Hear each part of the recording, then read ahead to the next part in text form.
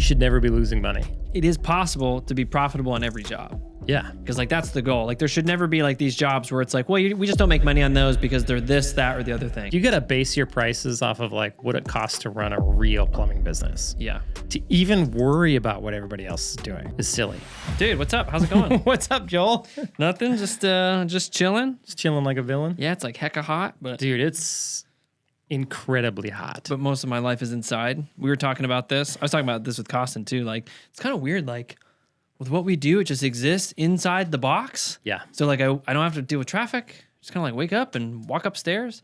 I was like, if I'm late, it's because my eggs didn't cook right or something, or some like weird reason. Yeah, it's really weird to go from like working like outside the home, like not even like we made a huge transition from going like working with our hands in a totally like in different environments, not going to an office. Yep. To office work at home. Yeah, it's very home. strange. Like not just office work, because that's the natural progression is like office work, but it was like office work at home. Yep. And then that's just very strange. Very strange. And you get used to it. Yes, you do. But what's weird is like you probably wouldn't have done this before COVID. Like it wouldn't have been normal enough to do. So it's kind of weird. Yeah, it would have been like a huge innovation instead of just like a kind of like a normal thing that we're still trying to figure out how it works. Yep. And I think it works for some and it works not for everybody.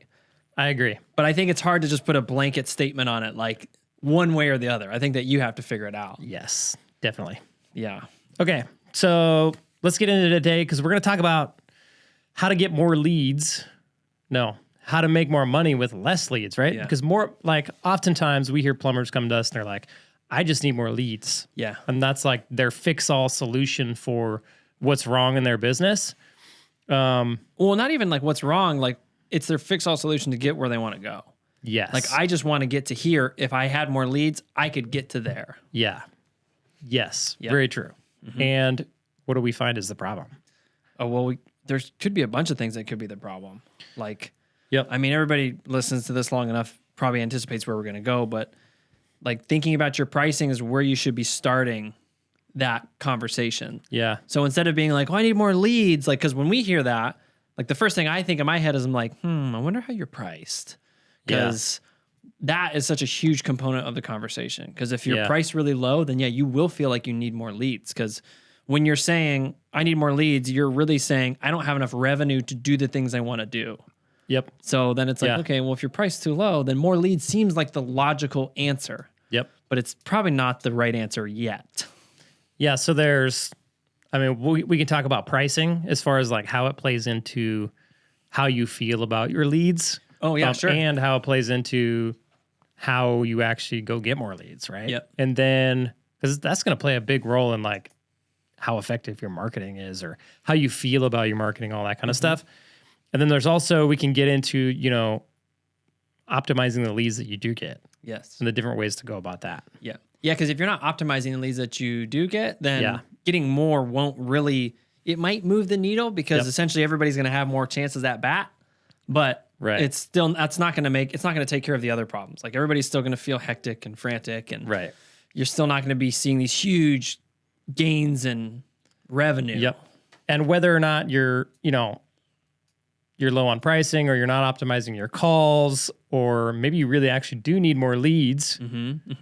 How do you determine that? And what are the effects of it? Right. Like once you go fix these things, what are the positive effects of it? So we'll go into all that on this podcast. Yeah, cool. So let's dive right into the first one. Like we talk about pricing a lot, but how does that affect our leads? Well, chances are if I'm low on price, I'll have a hard time just getting consistent leads anyway. Right. Probably because if I'm low on price, I don't have a marketing company, so I'm probably doing it myself. Yep. Or I'm hiring like some portion of marketing. Yep. And I'm like, okay, I hired a guy and he's just doing PPC. Yep. But it might not even be like optimized with my GMB or anything like that or my website. It's just like one component because I'm trying to save money because I don't have enough to. Well, it's almost like the mindset isn't there either because I think it's ridiculous that a marketing company would charge X, Y, and Z. That's why I don't hire one. Right. But that's just because I'm not priced correct yet. Right. Yeah. And then in that, like, yeah, I mean, plumbers all the time are trying to find like this silver bullet to leads. And it's like any marketing company, they're going to do the same stuff, right? Yeah. Now, like if you can have an omnipresent marketing strategy, which is what we do at my company, I think that's best. But like a lot of plumbers we find, like they'll hire a PPC agency and all they'll do is pay-per-click, or all they'll do is GLSA. All they'll do is Yelp, right? Lots of Yelp. Or whatever, right? The problem with that is, number one, it's usually not that effective. Number two, so then they end up jumping ship, right? Number two, it's not that effective, and so they jump ship to the next silver bullet, right? Yes. Rather than having a marketing strategy around their marketing and doing multiple forms of marketing and really having like, an agency that works on like being well known. Right. So like, for instance, in my business, right, we have an agency and they work on tons of stuff. Yep. So like let's just go into that a little bit so guys can get an idea of like what it looks like to actually properly market your business, right? Yeah, we should talk about like when you're looking at an agency, what they should be offering. Yeah. Like what we should hire an agency who offers these types of things. Yes. Yep. So I wouldn't, like, you see those TikTok ads, like I'll run your TikTok ads, or I'll get you 10 water heater leads a day on Facebook or whatever, right? Those may not be a bad thing. Sure. But they're not going to be the one thing that you need to make your business work. So just like, we have Plum Social, we offer social media services for plumbers. And a lot of times we'll get plumbers in, and if they don't have enough marketing going on the back end, like if they don't have like what I would call a base marketing, then we don't even want to work for them, because we're not going to be effective, right? So, because we're not a silver bullet, and we know that. Are we a part of your overall marketing strategy? Absolutely. Yes. Right. And that's kind of the key. So for me, like if I was a plumbing business and I was going to go hire a marketing company, I would want to hire like a core company that I put on a retainer. Yes. So I'm paying them a monthly fee, which to a lot of plumbers sounds ridiculous. But at the end of the day, if you can pay them a monthly fee and they're just going to continually work on your marketing. So they're going to start with the heavy hitters, and then they're going to work their way down, all the way down to the little low-hanging fruit, right? And they're going to continually work on things that need to be continually worked on and need to be continually optimized, like SEO. Then that's how you win. So, and I think within that, you should be trying to pick a marketing company that you can be with forever, like as long as you can, right? Like I mean, ideally, yeah. Like if they're doing their job well and you're willing to be patient with them, communicate with them, and put enough money into your budget. Like if you're doing those things and they're doing their job, then it should be a relationship that can continue as long as both parties are doing those things, right? Yes. So like if you have a marketing company and you hire them, but then your budget is super low. Right. Well, you can only expect so much with a low budget, right? So if you want to get more results, likely you need to spend more money, right? And that's where we go into price, is that you can't afford to spend more money if you're not priced right in your business, right? You probably can't even afford to hire the marketing company in the beginning, right? And if you did, you might be disappointed because the leads that you got weren't sufficient. But if you're priced properly, they might be sufficient. Yeah. So I would look for that in a marketing company, retainer. And then I would want to make sure, like, you can hire companies that are on retainers. And I've seen guys do this. Like there's this company that for a while, I don't even know if they're around anymore. They were doing website, Google My Business, PPC. And they were like $6,000 a month. So pretty high up there. Pretty expensive. But then that's all they did. So anybody who hired them, they were like, cool, I got my marketing figured out. Sure. And then they were missing all these other pieces, right? So like for me, I would want a marketing company that does, like they start off with the heavy hitters, like Google My Business, website that's optimized for PPC, and then PPC, then GLSA. And then I would want them to start like doing my social media. And then I want them to go through and make sure like everywhere on the internet I can be found, and that all my information is accurate. Right. I would want them to be consistently working on SEO. Right. Like a lot of plumbers will say, SEO is dead. Right. SEO just takes a long time. Yeah. Like it's definitely not dead, and it's a continual thing. Right. Right. So like so long as search engines exist, SEO won't go away. Yeah. Because like those things are going to work in tandem and they're going to support one another. Yeah. So like, for instance, like when I started my plumbing business, we started with, we started working on SEO, and it took me like a year and a half before I started popping up, top of the results. Yeah. Top 3 of the map pack. Right. It took a while. So just be ready to pay for it for a while. Right. Yeah. And it's then like, once you get that, like, I think this boils down to a lot of like plumbers are thinking about, like they're thinking about marketing in a sense of leads, right? Yeah, sure. Like how can I get more leads? How can I get more leads? But they're not really thinking about it in a sense of like, how do I become more known in my community? Or because like that's different. Like leads you pay for today, you get a lead tomorrow, right? Sure. Becoming known in your community so that people know that, number one, you have a plumbing company, not you, but that your plumbing company exists. Right. And number 2, that your plumbing company is a good option, right? And then you can even go even further. Like people in our town now know about my company after 3 years. We are a top tier company, Right. They now know, yes, we're expensive, but we do a really good job. Right. We take care of the customer. Right. Like we're well known for that. And that takes time. So that took like 2.5 years of a very consistent, huge marketing budget to get that out into the community, right? Sure. But now that that's out in the community, I'm spending way less on actual leads, right? Sure. Yeah. So like actual lead services like PPC, Google Local Service Ads, those kinds of things, I spend like half of what I used to just because my brand awareness and like what my company is about is out in the community now, right? And so the bigger you want to grow your company, like we have a market of 30,000 homes. I have a $5 million plumbing company. Maybe we'll hit 6 this year. Who knows? And it took 2.5, 3 years to get that out in the community. Sure. And I would say we're probably still working on it for a while, right?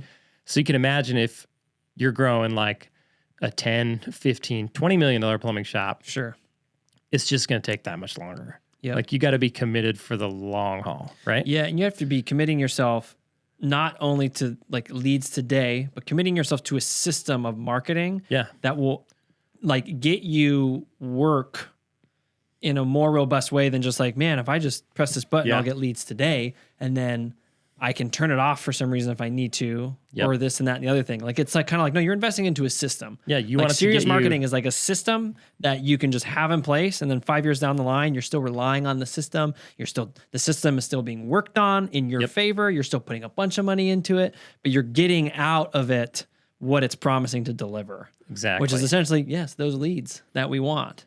But it's not just like I hire them, my phone's ringing tomorrow. It's going to be awesome. I'm going to make tons of money. I'll be so busy. Exactly. So like once you've got those heavy hitters taken care of, then I would want my marketing company working on not only social media, but like mailers, start doing TikTok ads, Facebook ads, Instagram ads, YouTube ads, start working on OTT. Yep. You can jump into, billboards. You can go into radio, you can go into TV, and I would work on those from like most cost effective. Like if I spend money on this, it's going to get me leads now for a decent price. And then I would jump into, if I spend money on this, it's going to get me leads or develop my brand awareness or get me leads for maybe maybe it's a more long-term thing, or maybe it's a more expensive lead. And then when you start like working on your brand stuff, I would just go, most cost effective. Right. So like I would start with social media, and then maybe I would go to mailers, and then I would start like sponsoring local sports teams and that kind of stuff. Once you get to a certain point, there is marketing that needs to be done outside of just your marketing company, right? So you can go sponsor teams, go to local events, any event where you can get a booth. Like we do that every year. Yep. To huge return on my money to go sit at a booth. I don't even sit at the booth, but my guys go sit at the booth, for 3 days, and we just get to get in front of our customers face to face. Yeah. And we get to have equipment there that they probably don't even know exists. Right. And we get to have those conversations. And then we get to book calls to go install that equipment. So there's you can see that's a huge, there's a lot of stuff going on, right? A lot of moving parts. Right. And so I would want one company that can take care of as much of that as possible. Yeah. So you're not doing it yourself. That way I don't have to try to piece it together. I know a lot of people who don't want one company handling all their stuff because they're worried that if something goes bad with that company, then it's all screwed. It's all screwed and they got to go jump ship and then go start over with another marketing company. Sure. But, knowing how all that stuff ties together, it's it's going to be really hard to tie in your Facebook ads and your Instagram ads and your website visits and your whole retargeting strategy. Retargeting is huge. It's a huge thing. Being followed around on the internet is a lot of the ways that we end up buying things. Yeah. If somebody searches you on Google, right? I mean, let's just take this instance for a quick example. Somebody's got nasty water and they know they need a water softener. They've been dealing with nasty water for 2 years. Okay. They go Google, water softener installation and your PPC ad pops up. And so they click on you and go to your website, right? And specifically because they search water softener, they should go to a page on your website that's about you installing water softeners and how awesome your water softeners are and how they do such a good job, and you offer a really good warranty, and it's designed for homes in your area and all this good stuff, right?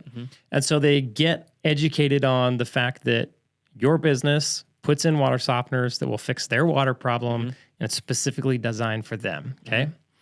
Now, you could just stop there. Sure. But if you have a marketing company that all works together, you can now not only retarget them on Google, so they visited your website, they visited your water softener page. Now you can go feed them Google ads, like Google display ads about water softeners. Sure. You can feed them YouTube ads about water softeners. You can feed them Facebook ads about water softeners. You can feed them TikTok ads about water softeners. You can feed them Instagram ads about at that point, they're going to be like, damn, these guys are they're everywhere. They must really know their stuff about water softeners. Yeah, but it's just going to keep that, I need a water softener top of mind, right? Yep. So when they remember, I need a water softener, who do you think they're going to call? Chances of them calling you are pretty high. Chances of them calling nobody and just dealing with it for 2 more years is pretty high. Right. But if you start retargeting them and then remind them every day about how much that dirty water is bothering them, chances of them calling you to get it fixed go up quite a bit. Yep. Okay. So, and in that sense, you're not even relying on somebody have a plumbing problem. You are creating a phone call at that point, right? That wouldn't have been there. Right. Right. And it all started with a Google pay-per-click ad. Right. That you're going to try and you're going to try and say, you're going to try and get an ROI on your pay-per-click ad. But in that instance, you can't tie that water softener install all the way back to that pay-per-click ad, right?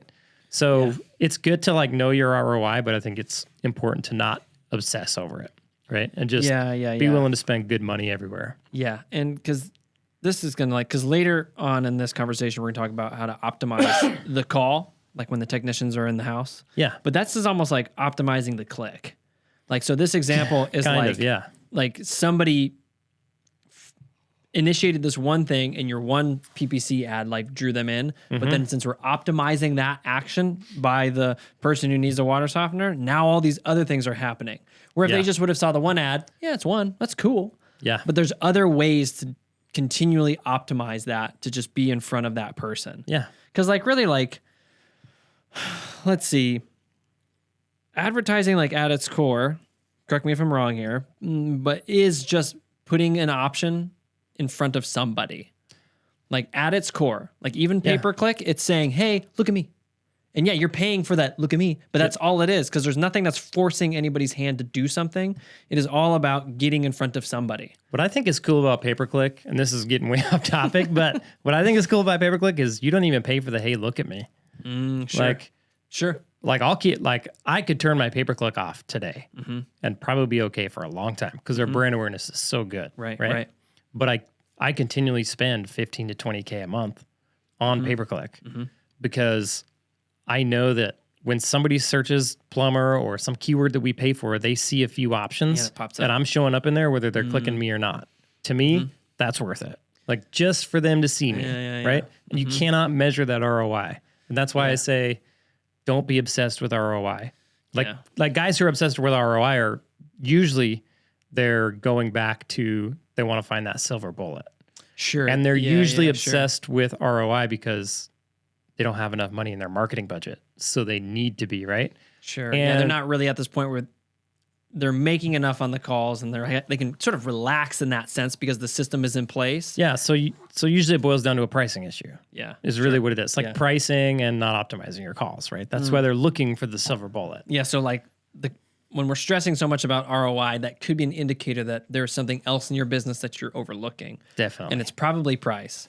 Because it's like for you, like talking to you about these things, I always come to you like, Jared, ROI is important. And you're like, yeah, I mean, it is, but like not more important than like a lot of other things. I could track so much more in my business. And if I was to grow my business larger, it would probably become more important. Sure. Sure. But like, I'm just a fan of, I want people to know who I am. And if I can spend money to get people to know who I am, like if I know that I can get in front of X amount of eyeballs for X amount of dollars, I'm cool. Yeah. I'm good spending that money because I understand that if I get in front of enough eyeballs and enough people know who I am, and like you mix that with being findable on the internet. Sure. Right? Yeah. You mix the two. And that's why like a lot of people come to us to get on social media. We're really good at getting you in front of eyeballs. We get you in front of tens of thousands of eyeballs every month. But if you're not findable on the internet, it doesn't do you any good. Yep.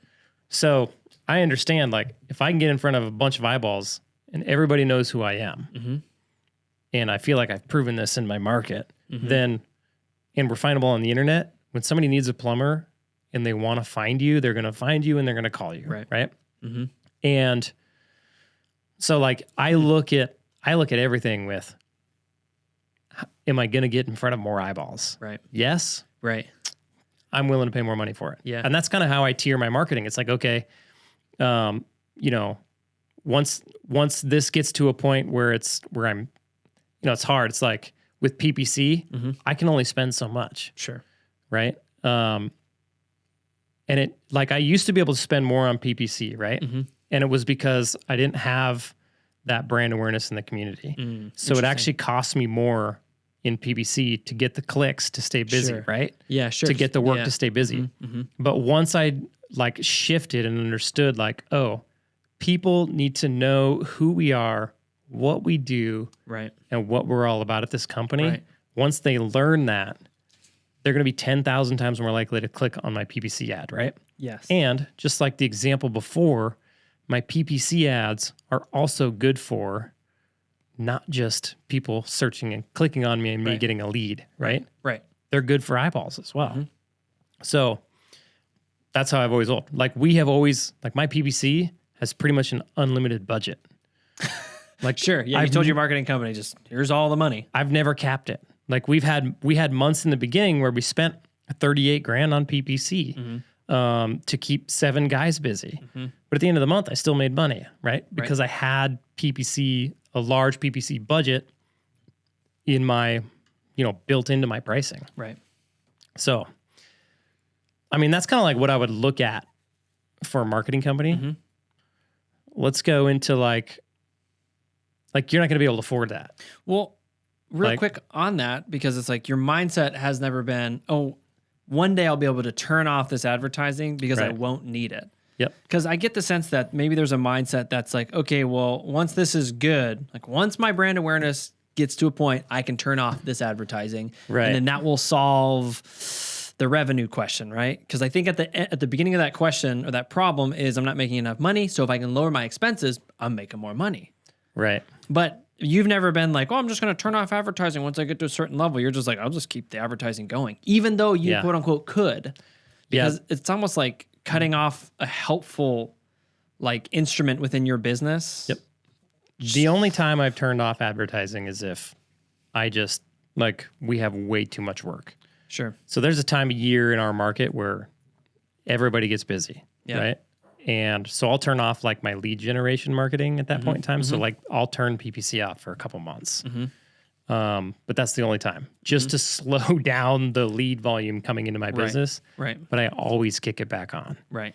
And that's just because I've seen business owners over the years, like in my market, and I've watched, you know, my brother's been in advertising for 20 years, and I've watched these guys have these successful businesses in my market that have continued to be successful over 20-year periods, right? And it's always the ones who were willing to spend on marketing consistently. Sure. Like they had decent sized marketing budgets.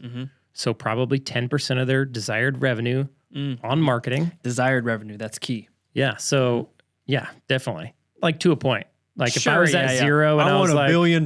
Yeah, I want to make 10 million, so I'm going to spend $1 million. Well, you ain't got $1 million, buddy. Yeah, totally. Right? Yeah. So, and you could even handle $1 million worth of work, right? So yeah, you got to step it up incrementally. But like if you're at 1 million, you want to hit 1.5, yeah, spend 150, maybe even a little more. Yeah, right? the point is you're not trying to market for your current amount of revenue. Yeah. You're saying, okay, currently I do this, so let's spend for a little bit more.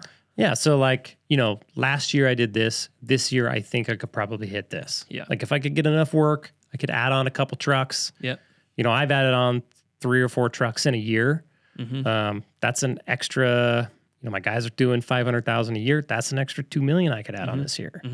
So if I want to hit that extra 2 million, I need to be willing to spend, you know, an extra 150, 200,000 extra on marketing than I already am. Right.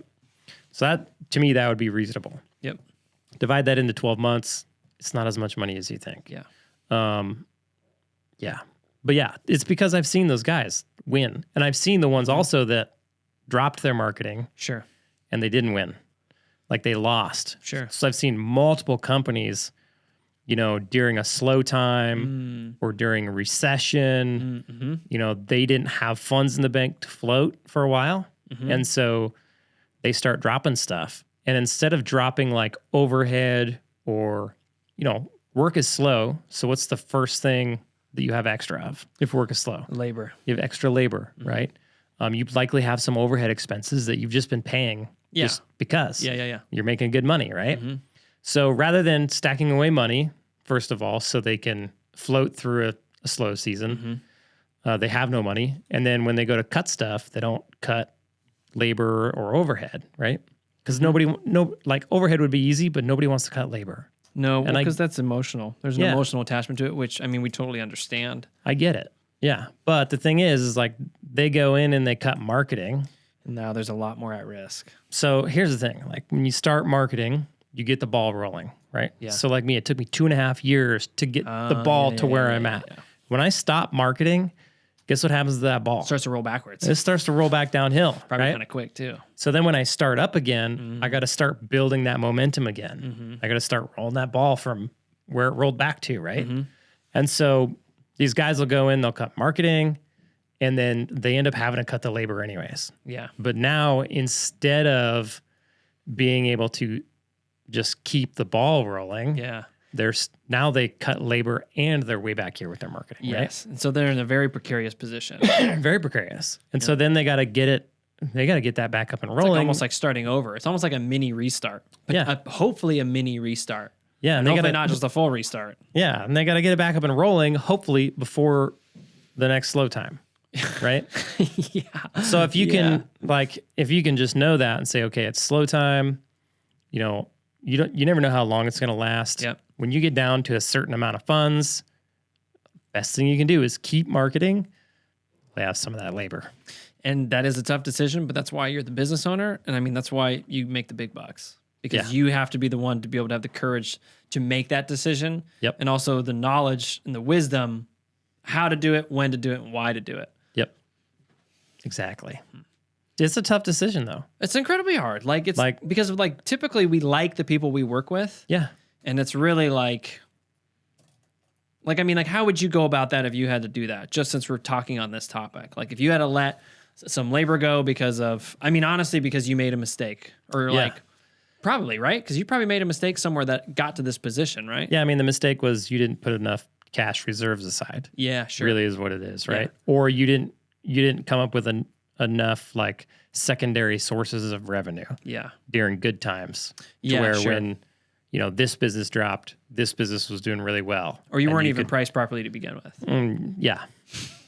Yeah. I mean, well, because really, like, you can start your business in a windfall series of years.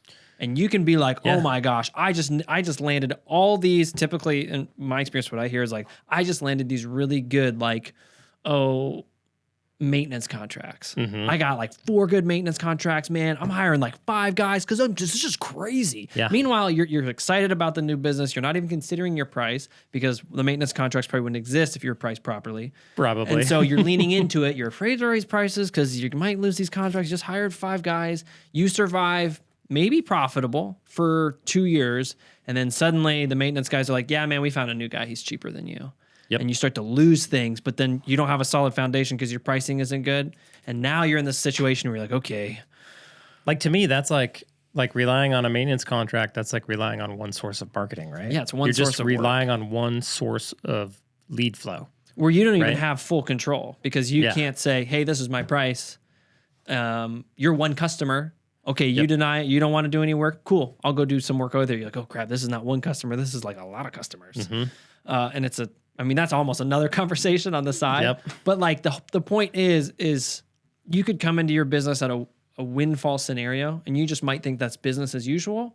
And then you get to the point where you've hired guys and now it's not sustainable and you have no marketing. Yeah. You have very little marketing budget and you're underpriced. Yep. And now you have to sort of cut labor. How would you go about that? Cutting labor? Yeah, because at this point, I mean, you just have to. Like that, that conversation. I would go about, I would cut the least valuable labor and the easiest labor to replace, right? Sure. Or what labor is making me the least amount of money right now? Sure. Like at some point in time, like if I lost enough guys in my plumbing business, then I would, like my most expensive labor is my general manager. Right. Right. Mm-hmm. But he's also the hardest one to replace. So that'd be it might be a conversation of like, dude, I need you to go get out in the truck. Right, sure. Like I want to keep you on and I want to grow this back to where it was. I made this mistake. Right. Sorry about this. Like it's not, I don't want it to happen again, right? Yeah, yeah. And likely he would do that because he knows like he's not going to go make as good of money anywhere else, right? Yep. And if we can steer the ship right, and he'd be bought in too. If we could steer the ship right, then he can have his position back, right? Yeah. This is such a big conversation too because like the phrase if he was bought in is key to your current recovery model. Yeah. But your general manager's bought in because you've proven yourself over and over that it's worth being bought into. Yeah. And so that can come back to like, even that comes back to price. Yeah. Yep, it does. Like everything at the end of the day, like because price is so foundational. Yeah. Everything comes back to the price, right? Well, let's talk about that then. Let's talk about that then. Like the whole idea of making more money with less leads. Or I come to you and I'm like, hey, Jared, I got a lead problem. If you can get me more leads, I'll be just fine. And then I'll be like, are you sure you have a lead problem? And then I'll be like, well, yeah, because I don't have enough work. Yeah, why wouldn't I? And I'll be like, okay, let's talk about that. Like if I flooded you with leads today, like what's going to happen? Like, how's your pricing? Are you 100% sure that you can make money on every single job?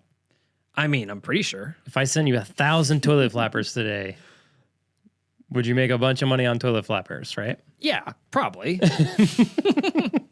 Right? It's like, okay. And then I would be like, okay, so, I would ask, how are you charging? Like, are you charging flat rate or by the hour? Well, mostly it's flat rate. So mostly flat rate. Yeah. If you were... This is a real conversation too. So they are. I'm not pulling this out. That's why I'm laughing because it's actually kind of funny. Yeah. Nothing wrong. I don't want to demean the plumbers here. There's nothing wrong with not knowing what you don't know. Yeah. It's funny to me and Joel because we just hear it so often, right? Yeah. Yeah. And okay, so you're charging mostly flat rate. Yeah. And when you're charging flat rate, like what are you basing those prices off of? Like, let's say you have a toilet flapper and you're going to go, somebody's going to pay you to replace a flapper. How are you coming up with that flat rate price? Well, typically like my labor is like this much. And then like, the parts is probably about this. And so I'll mark it up a little bit. And then let's see, I'm trying to think if there's any other thing I'd put in there. That's usually about it, right? Yeah. And so it's kind of in there, but there's a flat rate price for it. Yeah. And it's probably around like $200 maybe, $200 per hour, give or take. $200 per hour. Yeah, probably. Right? Yeah, Okay. give or take. So does that $200 per hour, are you sure that when you charge that per hour, is that covering all of your overhead expenses for your company plus a profit margin? Yeah, I think so. Can you break that down for me? I mean, I know that like at the end of the month, like, I mean, I think I'm making money at the end of the month. So then I would ask you like, so biggest like symptom, you're not making any money, right? Yeah. You can ask this question. Yeah. Like at the end of the month, what does it feel like? Do you feel like you're billing out a bunch of money? Sure. Right? Because I remember doing this in my business. I remember going, I think I was charging $140 an hour when I went into business, and it was like, dude, I was billing out thousands of dollars every week versus getting $1,000 paycheck when I was working for somebody else, right? Right. And so it's like, okay, I feel like I'm billing out a ton of money, but then at the end of the month, you're doing a ton of work too. Like you're probably busy all the time. Working my nuts off, billing out $140 an hour, billing out thousands of dollars at a time. But then at the end of the month, where'd all the money go? Yeah. So like, do you feel like, you're billing out a bunch of money, but it's, that's exactly how I feel. Going out as fast as it's coming in? I work 7 days a week. I work 6 days. Let's be realistic. I work 6 days a week, sometimes 7. Yeah. That's a pricing problem, right? Yeah. If you're working if you're billing out half of your days and there's money left in the bank at the end of the month, then you don't have a pricing problem. Anything else? That's actually a good rule of could you consider that a rule of thumb? Oh, like, totally. Could you nail it down that close? Like if you're consistently billing 4 hours of your time every single day, right? So 4 hours of my time, I'm making money. Yes. Like I go to customers' houses and they give me money about half of my time. Yes. Some customers don't, and that goes into my non-billable time, and the other is my billable. Okay. Yep. If you're billing out 4 hours of billable time every day for 5 days a week, for 4 weeks, for 20 days, right? Then you should be able to take the total amount that you billed and the money left in your bank account should be at least 20%, right? Of what you totally billed. Right. So if you bill out 4 hours a day, let's just say you're $500 an hour, because that's an easy one. You should bill out $2,000 a day times 20 days. So that's what? Could be anything. Dude, I'm not good at math in my head. What is that? I don't know. I'm not good at math, just like in general. 10 times 2,000 would be 20,000. So you should be billing out 40 grand a month. Yeah. Right? You should have 10,000 of that left in your bank account. Gotcha. That would be reasonable to me. Like one guy should easily bill out 40 grand a month, have 10 grand left in their bank account. And maybe that's another way to think about it. Like an easy metric is like, let's say we're having this conversation and you asked like, okay, so what do you do in revenue? Like I'm the only guy in my company. Like, what are you doing in revenue per month? And I'm like, I do 10 grand per month. And then you'd be like, are you busy? I'm like, yeah, I'm super busy. Busy all the time. I'd be like, you're way underpriced. Like, oh, okay. Well, how much should I be? How much in your experience do you see people do who are like priced right? Dude, 30, 40 grand minimum. Wow. For one person? Yeah. Like even then you're probably underpriced. Like realistically, because the business owner, they're not going to bill out 4 hours a day. If they're busy, they're going to bill out way more than that. The business owner is going to be billing out. Yeah. Because you're super motivated. You want that money. Yep. You want that money. I got to make it work, man. Yeah. Exactly. Have you seen that guy on YouTube? He sells like wholesale classes. He's Asian, I think. I think. Some sort of Asian descent, he says. And I think he does it on purpose. He says, got to get that money. No, I have not seen it. I'll probably see the ad now, though. Probably. I'll let you know. Your phone's listening in? Yeah. Oh, definitely. Everything's listening. It's pretty funny. It's for my betterment, though. Yes. Anyway, you're super motivated. I mean, so like to give you an example, the first 3 months I was in business, I paid all my business expenses and I put 80 grand away. Sure. In 3 months. Sure. Okay. So do the math on that. I don't even know what that is. It's like 25-ish grand per month, give or take. 27.5. Yeah. Right? On top. Yeah. Profit every month Yep. for 3 months. Yep. Just by yourself. In order to do that. Yeah. Plus, you know, paid myself a living wage, paid all my business expenses. Granted, they were pretty low at the time. Sure.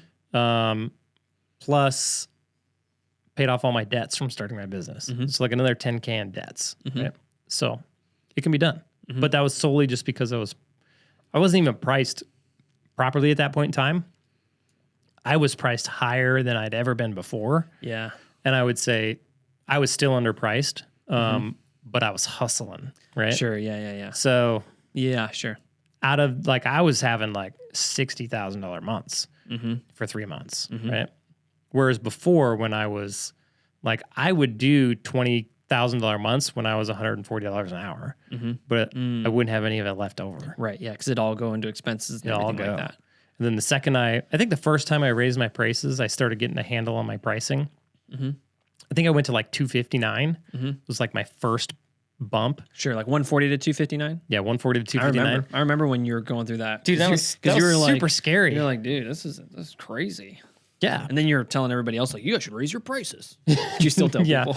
Dude, every day. Yeah. I tell everybody. Yeah, I know. Dude, like, why are you so cheap? Yeah. Right? I don't know. It's weird.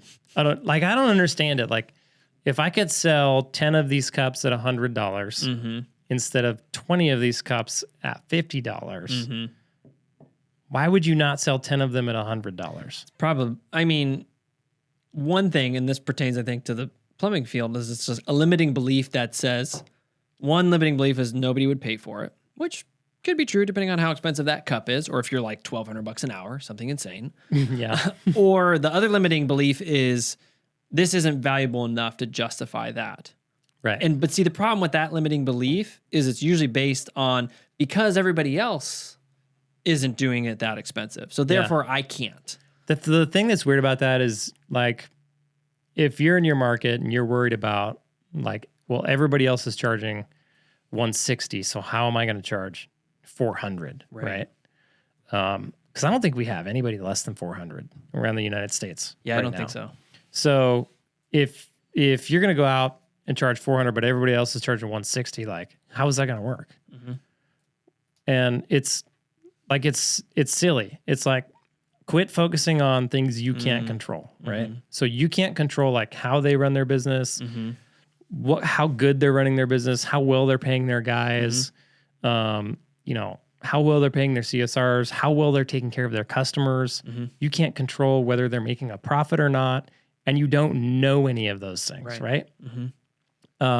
Like you can speculate, but you don't know. Right. So rather than that, let's just like focus in on my business, right? Like your business, right? Okay, my plumbing business. Here's all my expenses to run it, right? Yep. It's very objective. It's like 100% objective. Yeah, I literally can't run it any cheaper. Yep. And so now let's boil that down to like how many billable hours I'm going to get in a year, and then let's add a percentage for profit on that, right? That's math.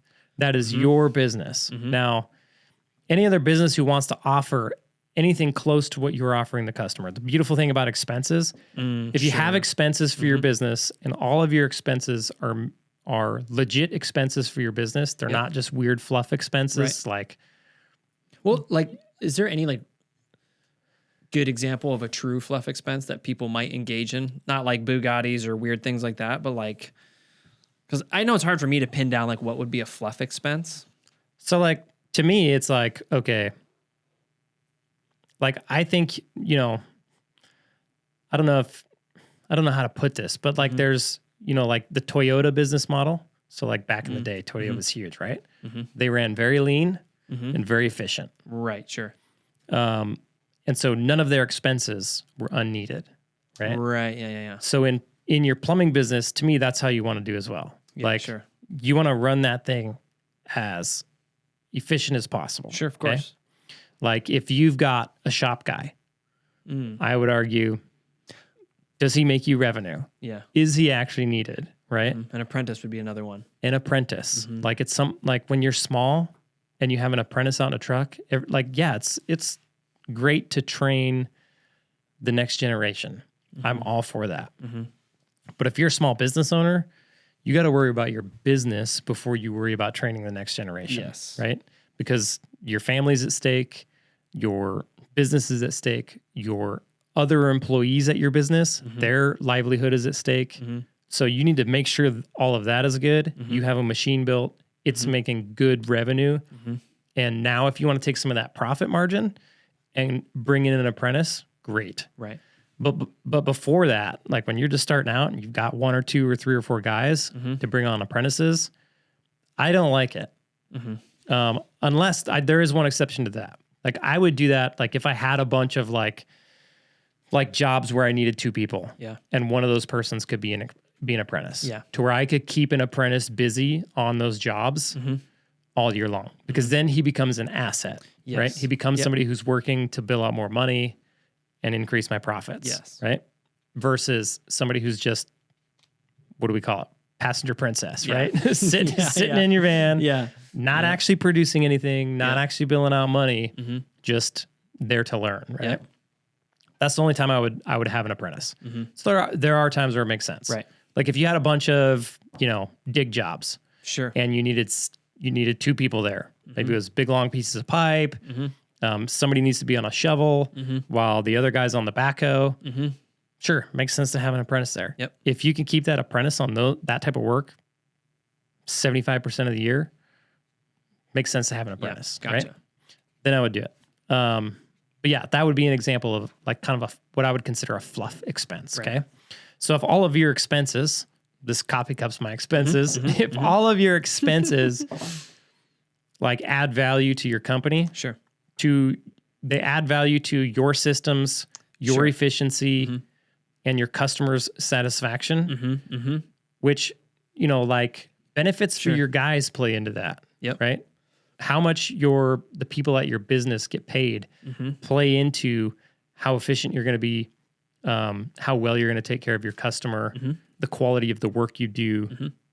If all of your expenses play into that, then if you add up your expenses for the whole year, that is a dollar representation of the value that you're bringing into the marketplace. Right. Okay. Yep. So if anybody else wanted to bring that amount of value to the marketplace, they are not going to be able to come in and do it any cheaper. Right. Right. So if $200 an hour guy next door was adding as much value as you into the marketplace, but he still charged $200 an hour, he's not going to be able to make a profit. Right. And he's not going to be able to continue to run his business. Right. Right. Yep. It's as simple as that. Yeah. So to even worry about what everybody else is doing, like just to spend your time and attention on what everybody else is doing is silly. Instead, let's shift our focus, work on what we got going on. Let's make it as efficient as possible. Let's take the best care of our customers. Let's take the best care of our employees. Let's charge what we need to charge in order to stay in business and make a profit. Right. And let's provide like the best service on the planet. Like let's create a machine that's freaking awesome. Right. And that's how you win. Sure. Like if you're focusing on your competition, you're not paying enough attention to your business. Right. If you're solely focused on your business and not worrying about everybody else, you're going to come out on top because chances are they're not doing that. Right.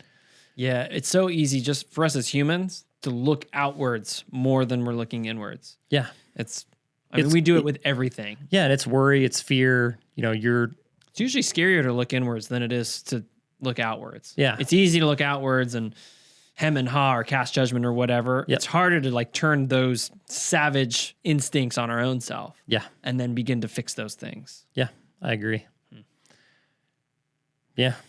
So we got our pricing good now because again, we're still talking about like, do I have a lead problem? And so in our conversation, we just got through that whole pricing thing. I'm like, okay, Jared, I feel like I am priced kind of low now after hearing what you said. So I'm at like $200, but you're saying that's low. I should probably figure out my expenses. So now think about it this way. You figure out your expenses, you get your pricing fixed. Now think about what happens. You're now pricing probably double most times, right? Now you get a lead and you go to a toilet flapper. So it used to be we would go to, like, I remember I had this epiphany, and I may have said this in the last podcast, but I got a call from a guy, and he was like, hey, I need you to come fix my toilet flapper. And I was like, looking at my schedule, I'm like, honestly, man, like, I could come to your house, but for me to come to your house and, I'm $120 an hour or $140 an hour, I'm going to come to your house, changing your toilet flapper is going to take me like 10 minutes at most. So I'm going to charge you like $14. Yeah. Right? Plus the cost of the flapper, plus markup. Like, I might charge you like $50. Right. Make it a nice round number. Even then, like, I used to have a 1 hour minimum. So maybe I charge you $140 plus the materials. I'm like, it's not worth my time. Yeah. And that's where, like, most guys go, right? Right. Yeah, sure. Or they go and they make the $140 and their guy goes to 4 of those a day. And so they make, $500 at the end of the day.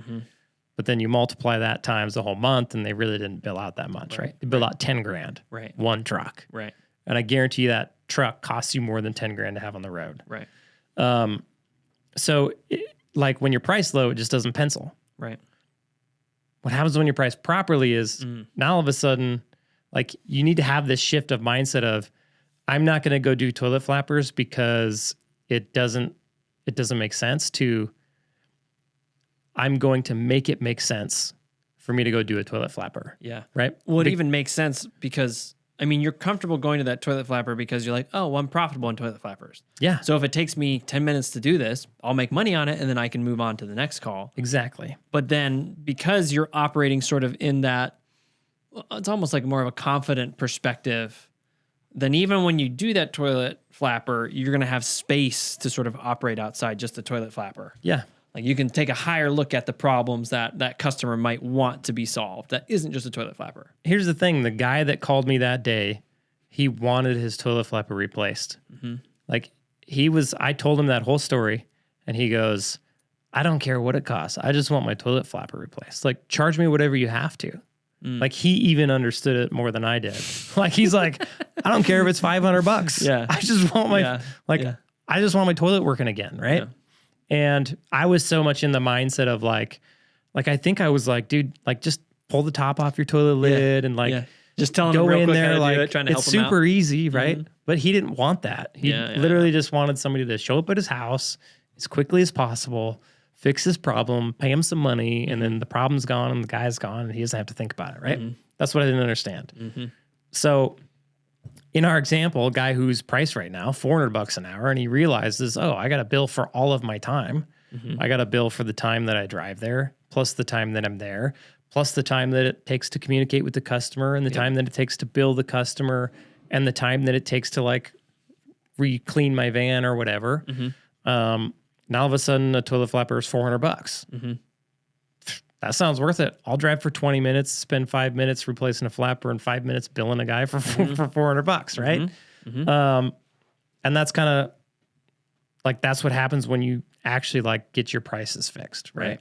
Is that like, it is possible to be profitable on every job. Yeah. Because like, that's the goal. Like, there should never be like these jobs where it's like, well, we just don't make money on those because they're this, that, or the other thing.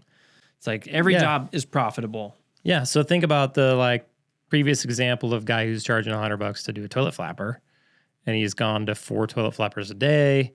He goes to X amount of them a month, and he's making, 10 grand a month. Well, now all of a sudden he's making you 40 grand a month just billing out toilet flappers. Right. That's the difference. Right.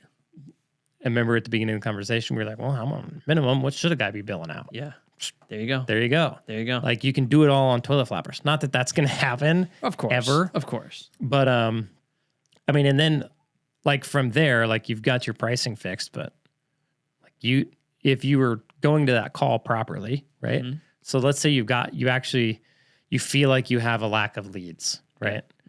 Because like, typically you feel like you have a lack of leads because I'm not making enough money on the amount of leads that I have right now. Yes. And typically what we see is it's not a lead problem. It's just you're not priced right. Like, you're not making enough money on the leads you are getting, right? Yeah. So like our whole conversation is like, how can I make more money on less leads? Like the easiest way is number one, charge more for the leads you are getting. So when you go to their house, charge more. So versus the $100 flapper or the $400 flapper, be the $400 flapper. Yeah, easiest win right there. Easy win. And again, just to synthesize that again, that is simply understanding all your expenses, but for growth, not just for my momentary expenses, because everybody wants to grow. I have yet to meet a plumbing business owner who's content where they're at. So then you want to grow, so your price is going to be for that, right? Yeah, you got to price yourself. Like you got to base your prices off of like what it costs to run a real plumbing business. Yeah.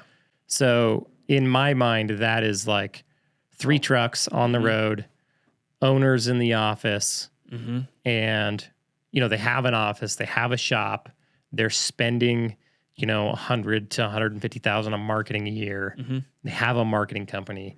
They have 3 trucks plus an extra. Right. They've got software to run their business. They've got, extra iPads. They've got the drain clean equipment and all that stuff. They got a marketing budget. Yeah. What does it actually cost to run that company? And if you don't know, just guess to the best of your ability, right? And then go from there. Like as you turn into that company, like if you just guessed on that and then went and ran your numbers, you'd be like, oh, dang. Like I'm way underpriced, right? So like if you know it, like you got 3 guys out in the field, they're going to work 2,000 hours. They're going to bill between 50 and 60% of their time. That's national average. Say 55% of 6,000 hours per. Just say 50 for easy math. They're going to bill out 3,000 hours a year. So whatever it costs to run that 3-man shop, divided by 3,000. That's how much it costs you per billable hour to run your shop. Right. Just start there. I guarantee you, like anybody who does that, even just guessing at what those numbers are going to be, it's going to be at least $260 an hour or $300 an hour, right? And you can, like, at that price point, you can start building momentum.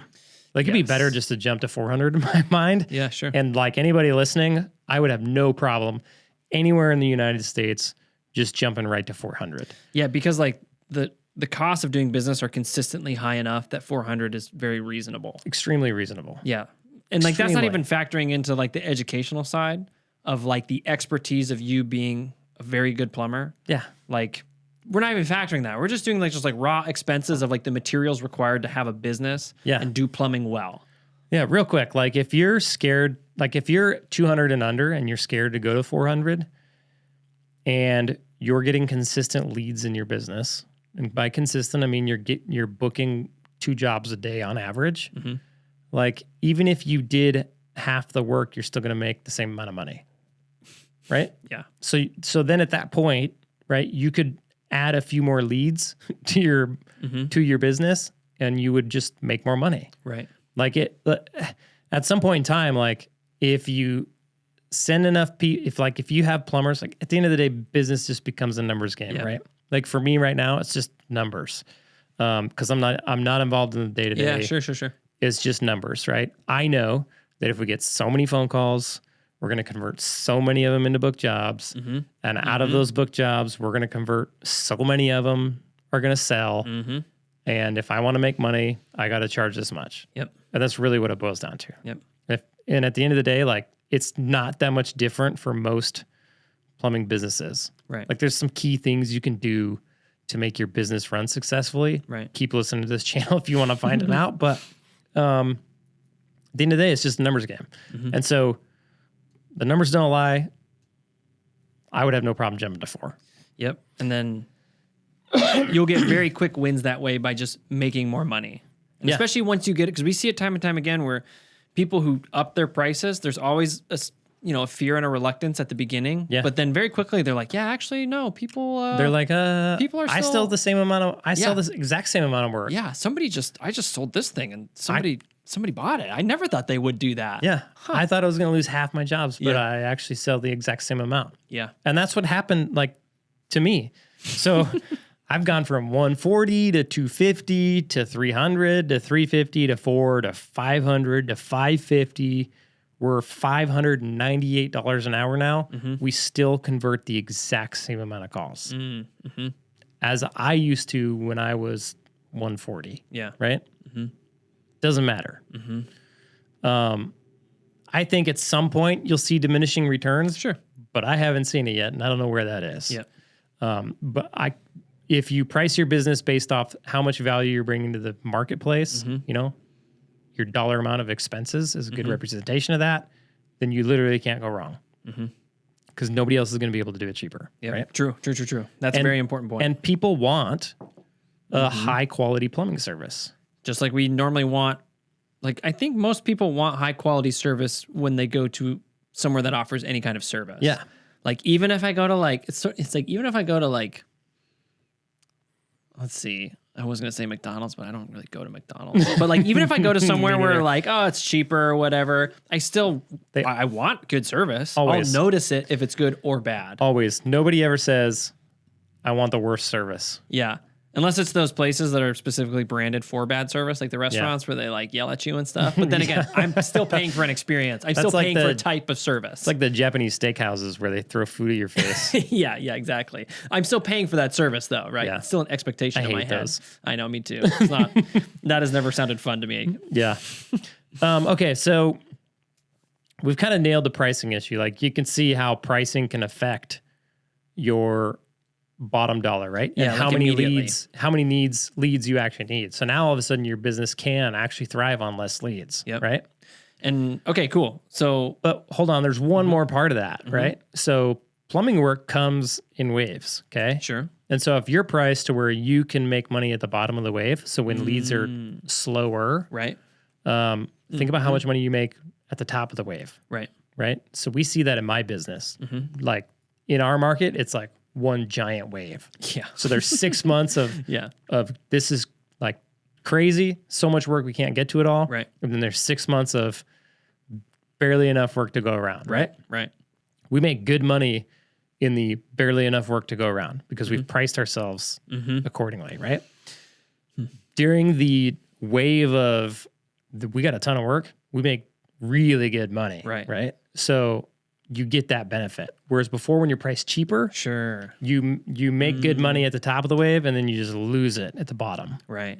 To me, that's no way to run a business, right? Yeah, because again, that's sort of assuming that, oh yeah, the business model for plumbing business is you make enough in the busy season because everybody has a busy season to survive the slow season. Right. But that's not how anybody runs any business like that's successful. Nobody says, let's just put in our business model a section for acceptable loss.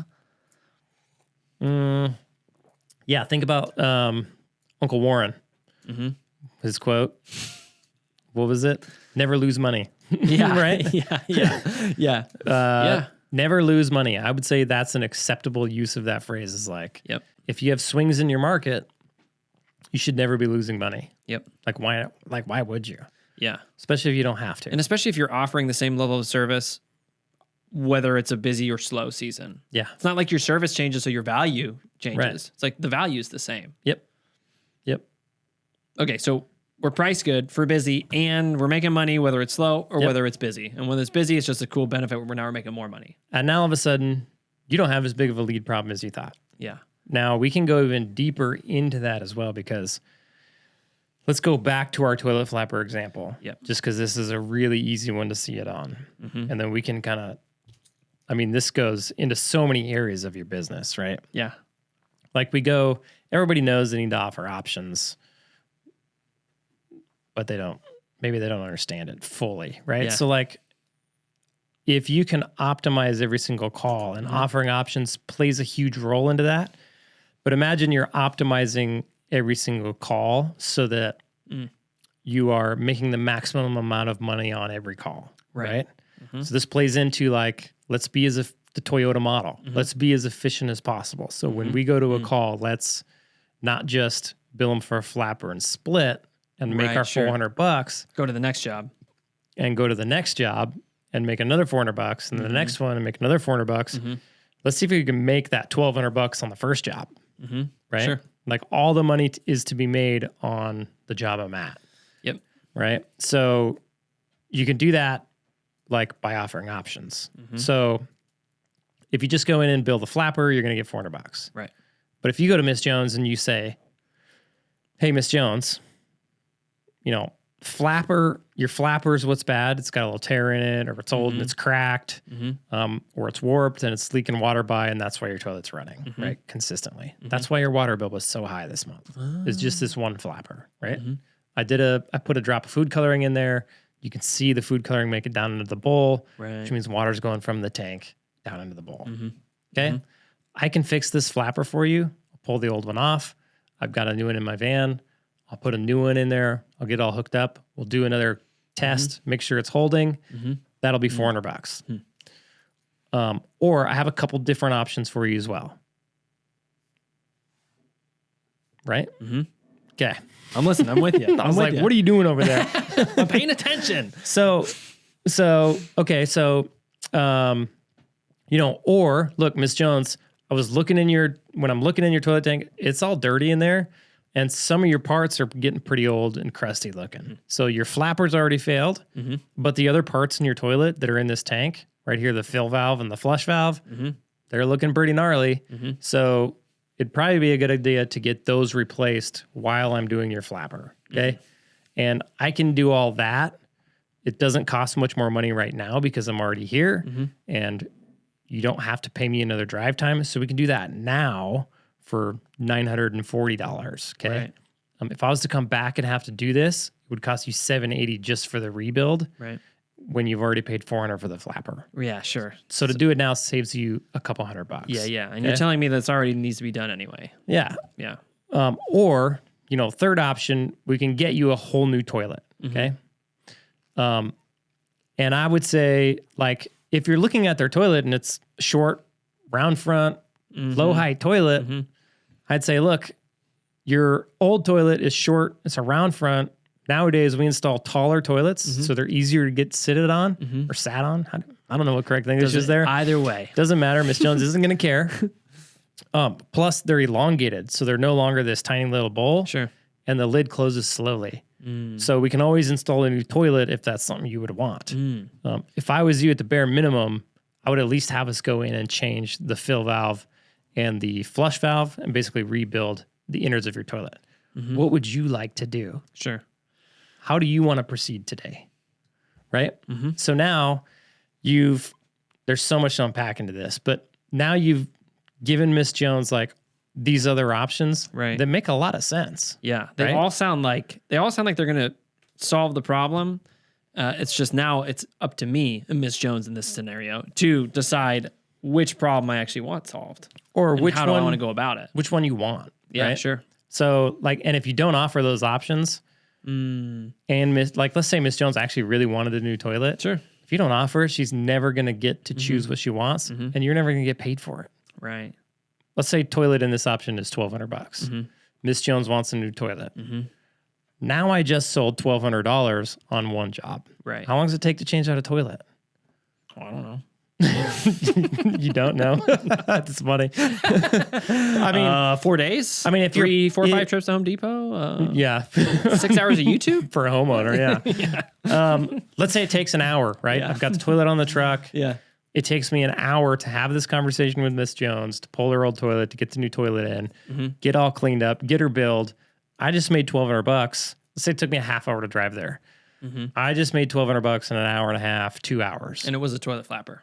And it was a toilet flapper, right? Whereas before, like scenario one, I would have charged $100, walked away from that call. I just 10x, 12x'd my income just by going up, like fixing my pricing and then offering options, right? And then in the other scenario, I fixed the flapper, I got $400. I had to go to 2 more calls and fix 2 more flappers to get that $1,200, right? Now, if they wanted the flappers even fixed at that point. Exactly. Yep. And that's the thing is like, you don't know what's coming on the next call. You have no idea. And even like, I mean, and we'll get to this too, but like, you don't even know if that call is going to exist by the time you're done with this call, because that call might cancel or that call might not even be there. There's so many things. Exactly. You have an opportunity in front of you. It is so important to capitalize on that opportunity. Exactly. And like, I think with the options, like the perspective that I think is the good one to take is like, really the purpose of the options is to really help out the customer like as much as you can. Yeah. It's not like you're not just, because like I think sometimes we think of options like, well, it's just a good sales technique because there's price anchoring and there's all these things. And like, yeah, sure. But at the end of the day, like you're looking at it as a trained professional going, oh my gosh, there's other things that are helpful here. Yep. Like talking to the customer, being like, look at all these things that we could do that could make your life better. Yeah. That you don't even know about. Yeah. I mean, again, like customer might not know that there's taller toilets. They might not. I mean, they might go to their friend's house and be like, this toilet feels different, but they don't know that they can have that. And they at might their not house. even register that. And like that goes with like any fixture in the house, right? Because it's like very few people are going to like Home Depot and the supply houses being like, what's the newest stuff? What's the newest stuff on the line here? You know, like that. How fast does this lid close? Yeah, it's like, what kind of faucets are that. available now? Like all these different things, but you are, because you're the technician, you're the plumber, you're the plumbing business owner, like you're in that world. Yep. And so, but then you just get to have this opportunity to be like, hey, like, look at this. And I think within that is demonstrating your expertise is a really cool thing to do. Oh, yeah. Like we watch professional sports. We pay athletes so much money because we love watching people being good at things. And like when you're in the house and you're explaining like everything with like the food coloring, everything, like people are just like, wow, I like to know what's going on. Like, you seem like you really know what you're talking about. And you're like, yeah. And then they're like, I feel comfortable. What else can you do for me? And like, you're just cementing a relationship with that customer that will not only have you swap their toilet out, they'll be calling you back for this other thing, and this other dream that you just put into their head that they never thought of, and all these other options. Like it's super important. Yeah. All because you priced yourself properly and you had offered options. Yeah. Right? Yeah. And like, we haven't talked about this yet, but because you price yourself properly, you can begin to feel comfortable to take your time because you're not going, oh, I got to get to like 1 million toilet flappers a day or I'm never going to be able to pay all my guys and all these things. Yep. It's like you're priced properly so that you can actually take time in this house to really solidify the relationship with this customer, which will then give you a much longer, and like if you have a membership, like this is the part that's probably going to really help you sell those memberships, is just taking time in the house. Yeah. And being like, look how awesome we are. You should get a membership with us because, I mean, it'll save you money down the road or whatever your offer is. And then they're like, yeah, I really like you. Yeah, let's get a membership going. Like this is a good relationship to have. Yeah, like on that call, like speaking of memberships, like think about if you went for $100 flapper. You're like, hey, I have a $30 a month membership that'll save you 10% on this flapper. You want to do it? They're like, hell no, right? I'd be like, wait. You want to pay you more for the flapper and then pay you some next month? Yeah. But in the instance where you're priced right, and then you go there and you offer them options, and it's like, hey, we can fix your flapper, we can rebuild your toilet, we can get you a new toilet. If you like any of these two more expensive options, you can join our membership. Comes with all these other benefits, plus we'll give you a percentage off of your toilet rebuild and your new toilet. Right. And it actually becomes financially like reasonable for them to sign up for your membership. Right. And so because you're able to go there and like offer them what they want, you're a nice guy, you know what you're talking about, and you saved them money. Now they're a member. Like now who are they going to call back? Yeah. The person that they're have a membership with. Yeah, exactly. Yep. Okay. So let's go back to this example. The what do we call it? The $100 flapper versus the $400 flapper with options, right? Yeah. Now we just sold a new toilet. We're 2 hours into the day. Right. It's 10 o'clock. Let's say we started at 8. We already sold $1,200. Right. We already made the company $1,000. Right. In the flapper example where we're going to 3 more flappers during the day, you know, that's probably about all we're going to be able to do. Right. Maybe we build a 5th flapper. Right. We made the entire day, we made $1,000. Versus now this guy, he only worked 2 hours, made the company $1,000, and he's still got 6 hours ahead of him in the day. Right. Right? So he could literally go out and go sell another toilet the second half of the day, or go sell a toilet rebuild, and all of a sudden you're making money on the guy. Yeah. Right? So, number one, less leads, but like imagine he only has to go to 2 leads a day really to make you money. Right. So like in my company, we go to 1.7 leads on average, 1.7 jobs on average. So over the course of a whole year, if you take how many jobs we went to divided by how many technicians we have, divided by how many days we worked, we go to 1.7 jobs on average. Right. And we make all of our money on those 1.7 jobs. Yeah, 1.7 per technician per day. Yep. All because we're priced right. Sure. And we are optimizing the call. We're optimizing the call in a couple different ways. By being priced right, number one. And then by offering options, number two. And then just slowing down because we can, right? Slowing down and actually serving the customer well. So we can do that only because we're priced right, right? So you can't, you could try to go offer options before you're priced right. It's probably not going to do you a whole lot of good. And your options might not make any sense. Like, it'll be like, okay, so it's like $100 for this, and it's like $200 for this, and it's like $400 for this. Yeah. But then at the end of the day, like that $400 model, you're going to lose your shirt on. Because then suddenly you're just spending all this time and... if you're not priced right, options aren't going to do you any good because you're not making money on any of your options, right? You're just giving yourself it's going to be a weird headache that's probably not going to work very well. It'll solve your lead problem. Like all of a sudden you won't need as many leads because you're going to spend more time with them. But then at the end of the month, you're going to have the same thing. Yeah. You're just going to have worked more. Yeah. Right? So you're going to have... And that's a poopy situation to be in. Like you're going to have worked more and made the same, which is probably very little, right? So you definitely got to start with getting your pricing fixed. But so now we've slowed down, right? We've slowed down. We've served the customer well. We're optimizing the call, right? Think about what that does to your business. So you went from job to job to job to job. Now you're like, I'm going to make my money on this job. I'm going to slow down and I'm going to serve this customer really well. And then I'll move on to the next one. Right. And on average now, instead of going to 4 to 6 jobs a day, you're only going to 1 to 1.7 jobs a day. Yeah, that's a huge, and then think about like the emotional difference that is in the business owner's mind at this point. Yeah. Because watching everybody and being like, oh my gosh, we didn't get to 4 to 5 to 6 jobs per day over however many technicians you have. Like that's a lot of weight. Like that you're bearing in your brain, but then to be like, oh yeah, everybody made it to 1.7 to 2 jobs a day. Oh, I had one guy who made it to like 3 jobs a day. Oh man, cool. Like it's just a different level of like concern that you have to have. So number one, it's a third of the leads. Yeah, sure. It's a third of the booked calls, right? Sure. That's a huge difference. Yeah, now you're operating your business on 33% of the calls that you used to need to operate your business on. That's a huge relief in my mind. That solves your lead issue, right? So if you really did have a lead issue and you're only getting 2 leads a day, solved. If you're getting 4 to 5, 6 leads and you made these changes, you just tripled your business. Yeah. Not by getting more leads, just by fixing your pricing, offering options, slowing down on the calls, and actually taking care of the customer. Yeah. Right? Wow. So you can like triple your business size. Super important. But I mean, it doesn't just stop there. So like you'll make more money this way. Sure. It's way easier. It's a no-brainer in my mind. But let's think about all the other effects that has on your business. Okay.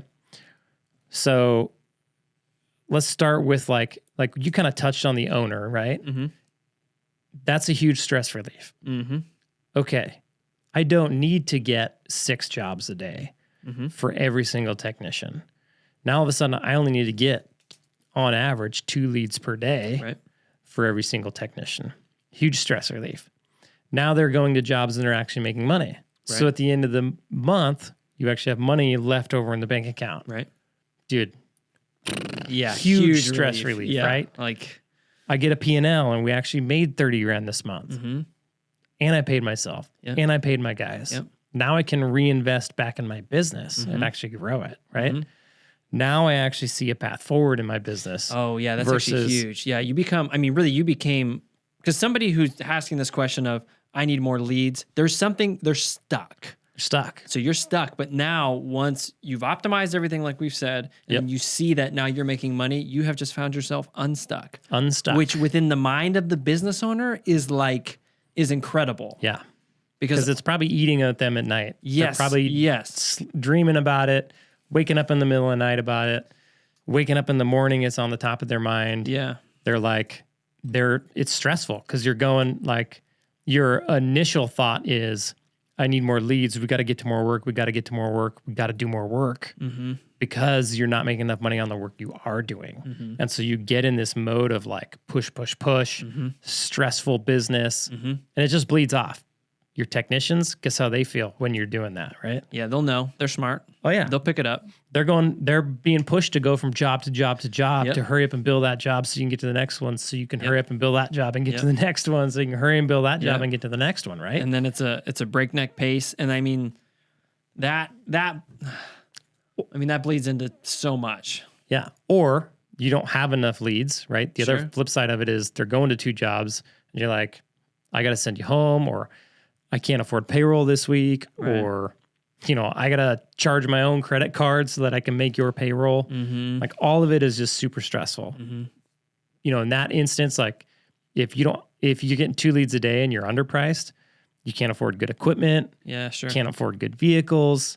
You can't afford good tools for your guys. You can't afford to pay them very well. So not only are you going to get, less qualified labor, not being able to take good care of your customer, but they're going to feel all of the effects of that when they break their Milwaukee Sawzall and and they go tell the business owner they need a new one, and you're like freaking out because they got to spend a few $100 on a Sawzall, right? That just wiped out their whole day of productivity. Yeah, pretty that's much. probably how you're calculating it. Yeah. You're probably saying like, okay, well, this technician, they broke their tool, they went to 2 jobs, they were profitable, but now they're not profitable. Versus on the other end of the spectrum, you made $30,000 at the end of the month with the same amount of leads. Guy needs a new $200 Sawzall, no big deal. Yeah. Right? Who cares? $200. So you decrease all of that stress in your business, right? Huge relief on the business owner. Now think about your guys. On the other end, they were all stressed out. Now you can provide them with a good van to drive around in, right? You're making $30,000 a month. You can afford to go put $1,000 down on a new van, deck it out with some nice shelves, put a nice vehicle wrap on it, and actually give your technicians something really nice to drive around, right? You can now afford to fill that with good tools for your techs, right? You can buy good drain cleaning equipment. You can buy a nice jetter. You can buy the flex shafts that you wanted. You can buy the nice Milwaukee or Rigid cameras, right? Or Ryobi. Yeah, yeah. Whereas before, I'm not even going to think about that. Couldn't myself. Whereas before, you are buying the Ryobi, right? Because it's all you can afford. Hey, whoa. You're probably not even buying Ryobi. You're like going on Amazon and buying the super Amazon, off-brand. The Amazon like Signature or like Essentials or whatever it's called. Amazon Essential Sewer Camera, right? Dude, I bet there is one. There's all these weird brand sewer cameras, right? I bought some in the beginning. They were junk. Just garbage, dude. Like I should have spent the money on a good one. Yeah. But I wasn't priced right. So I couldn't afford it, right? So now your guys, now they have all the good equipment. They have nice tools. They've got nice vans to work out of. They know that their job is to slow down and take care of the customer. Right. They know they only need to go to 1 or 2 jobs a day. They're not hustling. You can pay them more. You can give them better benefits. Like that's a huge win for you. And it's a huge win for your technicians, right? Then think about like, so they're way less stressed. They have way less going on. And it's okay because they're making you money, right? Now, let's go to your CSR. Like that has a huge effect on your CSR as well. Sure. So now all of a sudden, like 2 scenarios right here, like you're getting tons of leads. Like if you've got like 4 or 5 guys and you're trying to get them to 6 jobs a day, your CSR is hustling, right? And you start charging right, and they start only going to 2 jobs a day, and now she's only got to book 2 jobs a day. Huge. And she can then really think about other things, like as she's booking these calls. She's just not trying to like, okay, I have 6 technicians. I'm just trying to fill days. I'm not thinking about optimizing the schedule. I'm just trying to fill days. Yeah. She's not taking care of your social media at that point. She's not taking care of like actually filling out your GLSA stuff. Right. Like you get it to where she has time on her hands because you're actually optimizing all of your jobs. Her job becomes way easier. And now she can do more for you, right? Right. So now you have room to grow your business with the same overhead with a CSR. Yep. And she has time to actually go do other things for you as well. Right. Which is going to take less stress off the business owner. Yep. Right. Which then is going to allow you to have more attention to devote to the higher things, which you should be thinking about anyway. Yeah.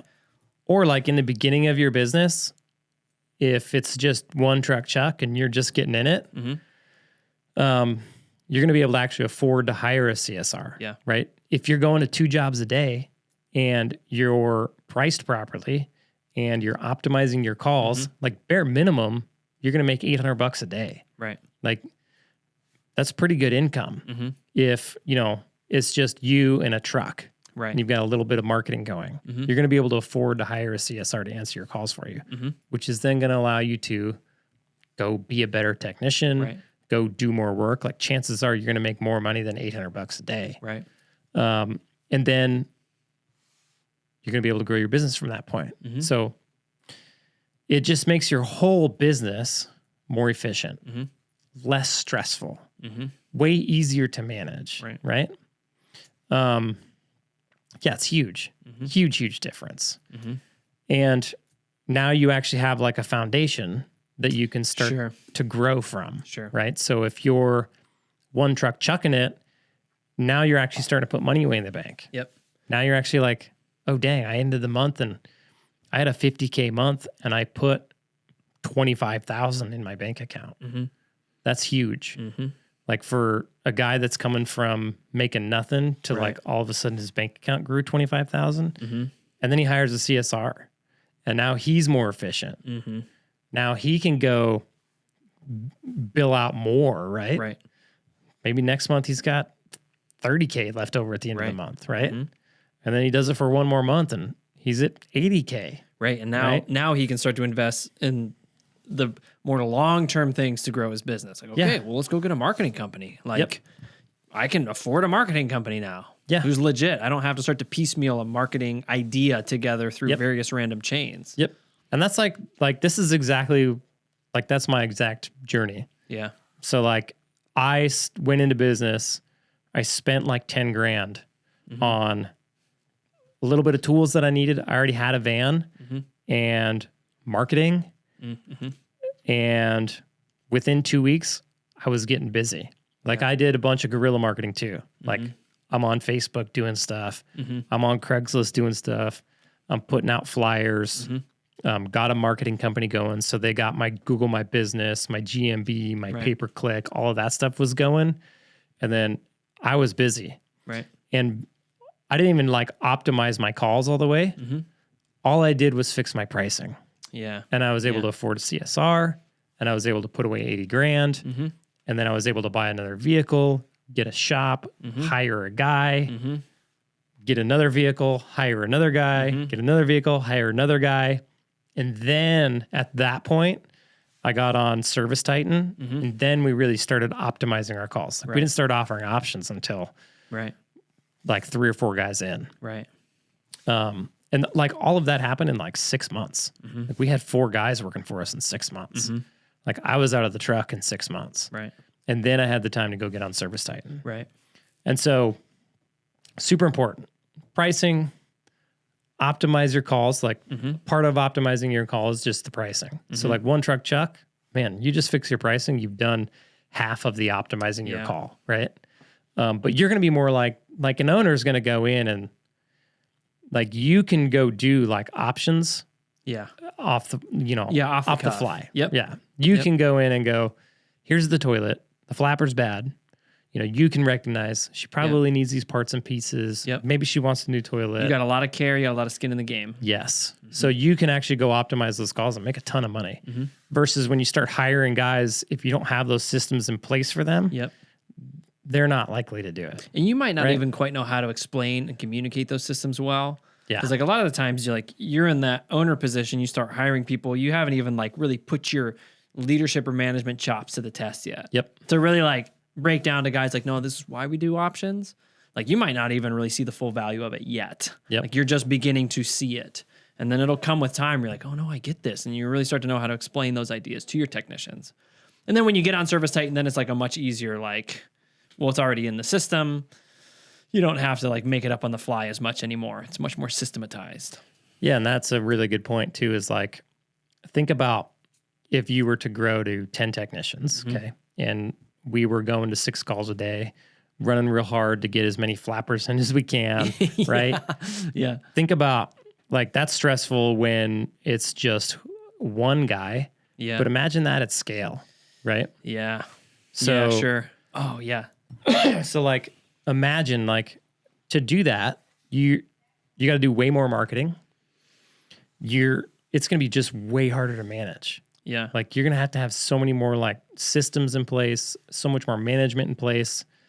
You're probably not going to be able to afford to get quality guys. So they're going to be harder to manage, right? Yep. Mm-hmm. Yeah.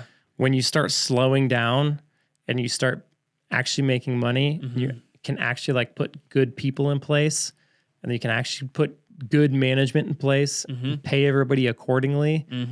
All of a sudden, your whole business becomes so much easier to run. Yeah. Because you have quality people making good money. You're not pushing super hard. They're able to slow down and actually do their job, actually make the customer happy. Now, that's a business that you can easily systemize, right? Right. Yeah, sure. You can easily go in and say, okay, this is the way that we do it at this company. And even those systems aren't a hard thing to manage, right? Like if you're going to 2 jobs a day versus 6, Yeah. well, there's 6 chances for things to go wrong. 6 chances in for one way. phone calls from your guys about this, that, or the other thing. 6 chances for phone calls, 6 chances for mistakes, 6 times you got to drive to a customer's house, 6 different customer interactions that can go wrong, 6 phone calls that can go wrong, 6 chances to be late to a job, Yeah. right? All of that stuff goes away and only goes down to 2. And now you've only got 2 chances to be late to a job, 2 customer interactions to deal with, 2 jobs to deal with, 2 phone calls to deal with, you know, all of that stuff, 2 jobs to drive to, just by being priced right and optimizing your call, right? And fixing your lead problem, right? Right. So like even just in the drive time, even guys driving, like think about, there's a statistic out there. It's like at some point, I want to say it's like 1,000 like drives that your technician goes into. Sure. Maybe it was 10,000. Every 10,000, there's 1 death. Holy moly. It's something crazy like that, right? So, and I remember Jamie to fact check that. Yeah. Yeah. Hey, Jamie. Yeah. And I haven't actually like looked this up like myself. This is a statistic I was told by another guy, but I believe him. But well, and also like whether or not that's the precise thing, the point is still there. The point is still there. The longer you're on the road, like the chance of something happening, I suppose, perhaps increases. Yeah. I mean, just even if it's not a death, it's just like a total vehicle loss. Yeah. Like one of your vans gets destroyed. Yeah. So then your liability is going to increase the more, I mean, put it this way, the liability is going to increase the more your technician is on the road. Exactly. And so if you have 6 jobs, that means there is that many more opportunities for him to be on the road. If you can go from 6 jobs to 2 jobs, yeah, decreasing liability, you now have 30% of the risk that you had before. Yeah. Right? Yeah, so there's so many I mean, this is really like a benefit conversation of principally, like the question is, how do I make do with less leads? Yeah. And we're saying price yourself correctly, and then here are the benefits of that. Yeah. Like when you price yourself correctly, all these benefits start to trickle in. Yep.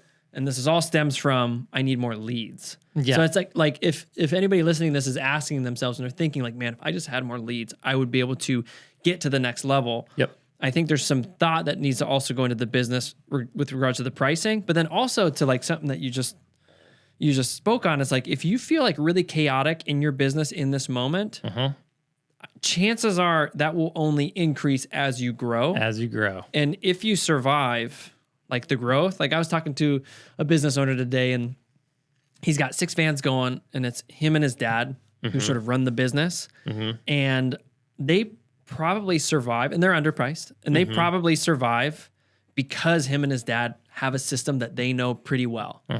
But the problem is they are part of that system. Like that system is them personally, and they'll never be able to step away because they're still like in the van.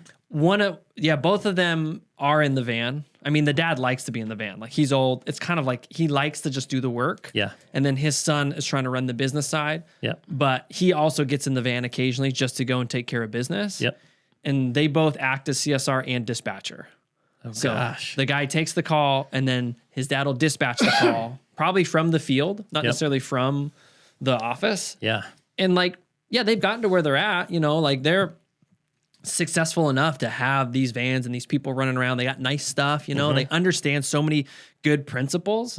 But because they're not priced where they're at, they don't have an opportunity to like, experience a business that has strong systems and it's not relying upon the willpower and like the toughness of two individuals. Yeah. Because again, like the business owner is going to be incredibly tough, incredibly resilient, and able to muscle so much through. But at scale, that muscle, one, it'll be a very, very tired muscle when you get there. Think about the stress just like on their family. Yeah. Like they're just going and going. They're like, that's tiring. Like they can't leave. Yeah, and it's not sustainable for the long run. I mean, that's why I was having a conversation with him, because he's like, I want to give my dad the ability to leave whenever he wants, for as long as he wants, and then just like either collect a paycheck because he's earned it, or to just come and work for fun, because he likes the work. And he's like, and I would like the opportunity to leave whenever I want, to go and like do other businesses or all this kind of stuff. And it's like, yeah, like that comes first with pricing. Yeah. Because again, if you're not priced right, none of this other stuff will actually pencil. Yeah. Because And where were they priced at? He had somewhere around 200 to 250 an hour. Yeah. And it's rough flat rate. So it's like flat rate unless circumstances are weird or something like that. Yep. And yeah, you can't, like, I don't care where you're at, you can't run a business on 250 an hour. Yeah. It's just, especially with 6 guys. There's no way. Yeah. And like probably the only reason they're making it, right, is because they're out in the truck billing, right? So the business has to support, you know, if they have 6 guys and them 2, there's 8 guys out billing, and the business only has to support 8 technicians. Well, I think they're part of that 6 guys. I think. It's hard to tell. Maybe the son isn't. Either way. Yeah. If they got 6 guys out billing and they're both one of those guys, now the business only has to support 6 technicians, right? Versus 6 technicians, a manager, and a CSR. Right. And even the manager, like with 6 guys, they should be able to have 6 guys, a manager, a CSR, and a business owner, right? Yeah. And that business should be pulling in enough revenue to support all 6 guys, the manager, the business owner, and a CSR, maybe even 2 CSRs at that point, right? And so the only reason they're surviving is because they don't have a manager and they don't have the CSRs. Right, sure. And they're actually actively out billing the customer, right? And so... yeah, you're right, because they're not paying like that GM side of it, right? Or that maybe that owner pay side of it and that CSR pay. Yeah, so the only like... And even a real marketing budget too, because they're not doing very little for marketing. And they can't get out of that cycle because they're underpriced. So they'll never be able to pull out of the truck, and like they'll never be able to pull like out of being in the business and actually work on the business, right? Yeah. And really, because like, again, to your point, like since they are principal producers, if they were to just say, you know what, I'm just gonna take myself out of the truck because I think I can, they will notice probably a large drop in revenue because they're probably selling a ton. Even if they replace themselves, and the revenue doesn't drop, they're like at 250, they're probably not going to be able to afford to pay themselves. Yeah. Right? Yeah. They'll pay all their guys, but nothing else, right? Yep. Because that's kind of how they're operating right now. Yeah. They're paying all their guys. They're one of their guys. Yeah, sure. But they're not having to pay, you know, the owner or the manager, right? Yeah. So it's almost like, this weird like mental hack where it's just like, oh yeah, this will work. Because I'm like because they're double dipping. I'm serving customers and working on the business. Yeah, and the problem is like the guy said, like he can't leave. Yeah, he can't. He's tied to it. And here's the really poopy part. Like they're probably not making a huge profit. Profit margins are probably really slim. So like dad's probably worked on it for forever. Yep. If the son continues in the way he's doing, he'll continue to work it. And then at the end of his career, he'll have a business that's worth nothing. Yeah. Like dad's probably worked on it for a long time, and the business is probably worth very, very little. Yep. Right. When if they just raise their prices, actually figured out what it costs to run their business, add a profit margin in there, account for things like having a general manager and a CSR an owner that needs to get paid, then they would likely, like they could go from 6 guys in the field to selling for millions of dollars. Yeah. Really quickly. Yeah, actually, that's the crazy part. What's actually really crazy about it, I didn't even think about this on the call, which I should have, with like talking to business owners who are at that level where they have 6 guys running around, they have lead flow to keep 6 guys busy with minimal marketing. Yep. The conversation was almost like, do you know you could make a couple changes right now and in a very short amount of time? Like how, if they made all the changes, like if they went in and they raised their rates and they got their guys to buy in on it and they had customers who were willing to pay it, like how quick do you think that they could get out of the truck and they could just live what they wanted to live? They could, like, if all they did was change their price, they could get out of the truck. Yeah. Right. Yeah, man, I should have thought about that because it's just like.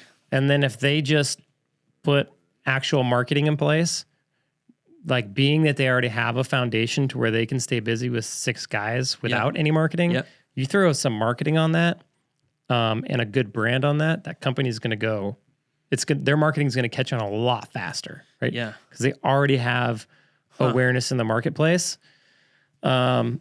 Dude, I mean, they could... Yeah, they're like right on the cusp. Like they've made it so far with like not great pricing that if they just flip their pricing, it would just be like, oh, you mean I can go on vacation right now? Like almost, dude. Like, I mean, within a year, they could be a $4 to $5 million plumbing shop. Yeah. And they could be selling for $6 to $10 million, right? Within a year. And all it would take is, you know, figuring out your pricing, then putting a real flat rate system in place with software. So you have a price book. It's all flat rate. Training your technicians on that. Doing some marketing. I would actually do the marketing piece first. Right. Then go totally flat rate, get all those systems in place, the software in place, and hiring, you know, a CSR and maybe 2 CSRs, get them going, and then hiring a general manager and get him going. And then all of a sudden, like they would have a $4 to $5 million shop that's churning out probably $1 to $1.5 million a year in profit that they could then walk away from. They could probably do it within a year. So that's like, that should be to anybody listening to this who might find themselves in that situation where they're surviving with 6 guys. Like to realize that like they're right on the edge. They're right on the edge. Like they have so many things that They've already got so many pieces of the pie figured out. They have all the pieces of the pie. They're just missing a couple key pieces. Yeah, really key. So it's like they've got to this point probably on the merits of their own hard work and all those things. And if they would just adjust a couple things, like their dreams of having that company that is profitable, of paying their guys well, of being able to cash flow it and go get on a boat or do whatever they want, is like really close. It's like the 3 core foundations of your business, right? And we already talked about a lot of this in the last one, but pricing, marketing, and then like actually like providing a good service. What we find is most people they're so down to provide a good service, right? Oh yeah, it's the first thing. It's like most people are already doing that. But so this company is probably providing a good service. They are. I mean, right? When I talk to the guy, he's like, yeah, you know, we got good uniforms. Like we show up, like we take care of everybody. We're very nice. Like, so they're doing that for sure. Yes. But they missed the other 2. Well, they really missed the other 3. There's a third one in there, but it's hard to get that one in place if you don't have the other 2, right? So maybe it's not a foundation. It's an add-on, okay? Yeah. So if they were priced right and they did good marketing and they offered the service they're already offering. Sure. I mean, they already got the service end figured out. They've already got some systems figured out too because they've been able to grow to 6 people, right? Or having 4 other guys they have their system around. that is very like proprietary to those 2 brains. Right. The father and the son, their brains work together well. Right. They can communicate well. So now imagine they get good pricing, they get good marketing, and then they're already taking care of the customer. So they just have to continue to do what they've been doing there. And then you just come in and like systemize that through software, add in some SOPs, add in a few more people. Dude, like that's the kind of company I want to go buy. Yeah, we're like we should get a hold of them. We should offer to buy them. Hey, wait a second. What do you have going again? Yeah, exactly. Because like if I were to buy into a company like that, and I could come in and say, okay, like even if like take their company for example, and this is kind of my long-term goal. I want to find companies like this, and then not just like buy their company, but I really would want to partner with them. Right. Like, okay, let's partner. And rather than like me paying you for part of your company. You just give me 20% ownership, and I will come in and we'll fix your pricing. We'll put the marketing in place. Right. We'll hire the technicians. Right. We'll train the technicians. We'll hire the CSRs. We'll train the CSRs. We will put SOPs in place in your business, and we'll help you grow your business from, like, do you know what they were doing in revenue? I think he's doing about 130,000 per month. 130,000 per month. So that's like, It's like $1.5 million a year. Yeah. So think about that. Six trucks on the road, trying to add a seventh. So think about that. We could take them from $1.5 million to probably $5 million in a year's time. Yeah. And all they have to do is give me 20% of their ownership, and then we could take their business and sell it for $7 million, $8 million. Yeah, especially if they're in a good market, which they probably are, because most people are. Let's assume we sell it for $8 million, and they only got to pay me 20% of that. Right. Right. I make $2 million. They make $6 million. Took them a year. Yeah. They made $3 million each that year, right? Yeah. Or we just keep running that business, right? Sure. Just keep going. They're probably making, like, if we could grow it to $5 million, they're making $1 million to $1.5 million. So they got to pay me $200,000 out of that $1 million every year. Right. I'd do it all day long. Any day of the week. Like, to me, that'd be really fun. Yeah. I would love to go into a business like that and be like, yeah, let's do it, buddy. Yeah, like you're doing, like, do you think that it's like, do you think the hardest step of a plumbing business is offering that high level service? It gets difficult when at scale. Sure. Because, like, I can't remember the quote I found today by Tony Robbins, but it was basically like, repetition is the... What was that? Repetition is the master of all skill. That's what the quote is, right? So the idea is if you do something enough times, then you're going to get good at it, right? So, like, if I wanted to go learn how to snowboard, which I've done before, the more I go snowboard, the better I'm going to get it at. Right. If I snowboard consistently for a long enough period of time, the chances of me not being good at snowboarding are very low. Right. Yeah, sure. So you can flip that, though. It's the same thing with your employees, right? So repetition is the master of all skills. So if you have a skill that you want them to learn, which is good customer service, right? What's going to make them be good at customer service? Just lots of customer service. True, but what about the skill you want them is they want to know how to offer good customer service. Sure. What's the skill? Like, if that's the skill, then the repetition is I have to train them on customer service. Right. Right? And I can't just train them once. I can't just put one system in place and expect them to remember it for forever. I can't do one 10-minute training of what good customer service looks like and expect them to give good customer service for the rest of their life, right?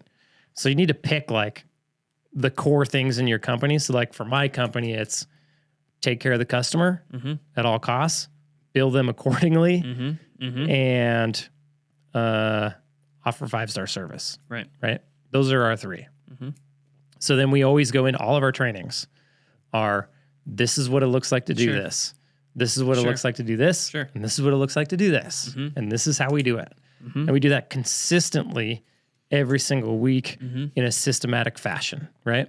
Every Thursday, my guys come in for 2 hours of training, and we're training them on one of those 3 topics. Gotcha. Right? So the consistency of that training, the repetition of it, of training them on what good customer service looks like, now they know, right? Right. But if we weren't consistent with it, they'll forget it. Right.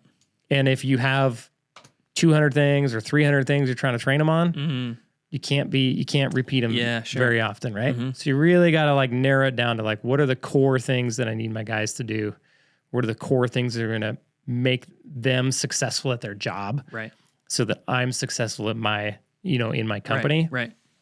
And then just repeat. You sound like a broken record, but that's how it goes. Yeah, that's okay.